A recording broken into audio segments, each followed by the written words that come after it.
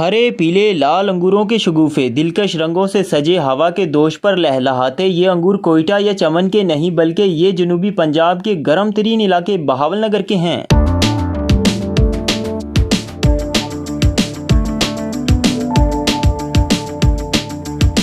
आमतौर पर अंगूरों को ठंडे इलाके में काश्त किया जाता है, मगर बहावलनगर के गर्म मौसम में भी ना सिर्फ इसकी कामयाब काश्त की जा रही है बल्कि इससे खूब मुनाफा भी कमाया जा रहा है। बहावलनगर का अंगूर कोयटा चमन से पहले फ्रूट मंडी में दस्तयाब होता है। बहावलनगर में अंगूर की मुख्तलिफ इकसाम काश्त की जा रही हैं। पहले अंगूर चमन तो अंदर से अल्हम्दुलिल्लाह हुण बहावलनगर विच भी बहुत ज़्यादा काश्त हो रही है। मैं अल्हम्दुलिल्लाह बहुत वसी पैमाने ते अंगूर काश्त कीते ने। मेरे को 3 वैरायटियां ने, सुल्तानिया, सी फ्लैम सीड, विट्रो ब्लैक, तीनों बहुत अच्छे ने जायके दे लिहाज नाल।